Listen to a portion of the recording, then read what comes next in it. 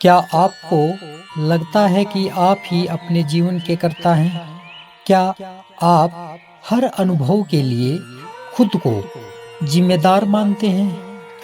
क्या आपने कभी यह सोचा है कि यह मैं करता हूँ, मैं भोगता हूँ वाला भाव ही शायद आपकी अशांति की जड़ है? आज हम अष्टावक्र गीता के उस सूत्र की गहराई में उतरेंगे जो आत्मबोध के सबसे महत्वपूर्ण बिंदु को स्पर्श करता है, और वह बिंदु है कर्तापन और भोक्तापन की भ्रांति।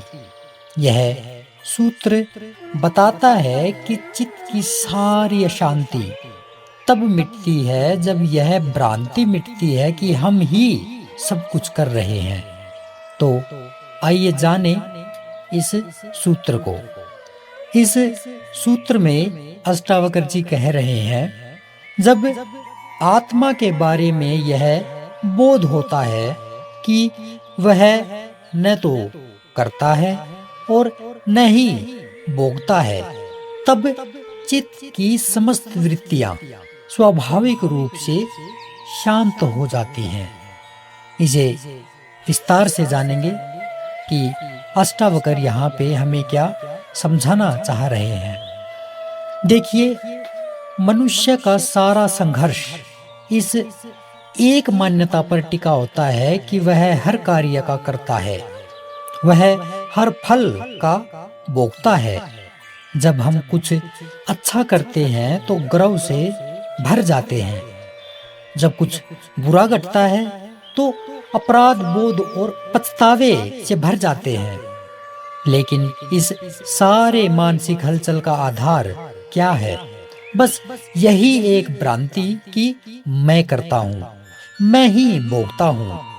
यही भ्रम हमारे चित्त को बेचैन बनाता है। जैसे ही कोई व्यक्ति भीतर से यह अनुभव कर लेता है कि आत्मा न तो कोई कार्य करती है, न किसी फल का उपभोग ही करती है, और वह आत्मा मात्र साक्षी है, तब उसकी चित्त वृत्तियां स्वतः ही शांत हो जाती हैं। चित्त वृत्तियों यानी विचारों की जितनी भी तरंगे हैं, इच्छाओं की जितनी भी दौड़ है, भय है, क्रोध, मोह आदि ये जितनी भी वृत्तियां हैं, सारी की सारी तभी तक जीवित रहती हैं जब तक यह मैं जो भाव है ये भीतर बना रहता है। जब यह झूठा करता हट जाता है तभी शांति उतरती है। यह समझना कोई बौद्धिक अभ्यास नहीं है, बल्कि एक गहरी अंतर्ज्ञान की प्रक्रिया है। यह समझ बाहर से नहीं आती, यह भीतर जागती है। जैसे सूरज का प्रकाश होने पर अंधकार का अंत हो जाता है, ठीक वैसे ही जो अंदर अज्ञान का अंधकार है वह ज्ञान के प्रकाश से दूर हो जाता है। कर्तापन की धारणा ही दुख का कारण है। यह समझते ही कोई व्यक्ति पल भर में, एक क्षण में सहज हो जाता है। अब वह जीवन में जो कुछ भी हो रहा है उसे उसी रूप में देखता है, स्वीकार करता है। उसकी चेष्टाएं अब प्रतिक्रियाओं की तरह नहीं होती, बल्कि सहज प्रवाह की तरह होती है। इस अवस्था में व्यक्ति न तो अच्छे कार्य का घमंड करता है और न ही बुरे कार्य का पछतावा करता है। किसी पश्चाताप में वह नहीं गिरता, क्योंकि वह जानता है कि कुछ भी उसके द्वारा नहीं हुआ, बस हो गया। जैसे कोई चलचित्र की तरह, वीडियो की तरह घटनाएं घट रही हैं और यह केवल साक्षी है, देख रहा है। इसी को कहते हैं आत्मज्ञान।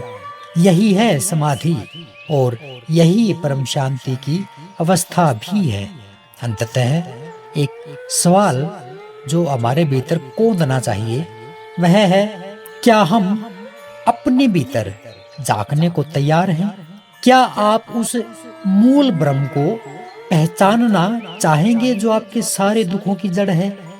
याद रखिए, जिस दिन आप सच्चे अर्थों में यह समझ लेंगे कि मैं कुछ नहीं करता, मैं कुछ नहीं भोगता, उसी दिन आपके चित्त की सारी अशांति शांत हो जाएगी। आप केवल साक्षी बनकर जीने लगेंगे और यही है असली मुक्ति। इसे ही कहते हैं जागृत अवस्था। यही है आत्मज्ञान की वह परम अवस्था। तो इसी के साथ अगले नए सूत्र में कल फिर मिलेंगे। तब तक के लिए नमस्कार।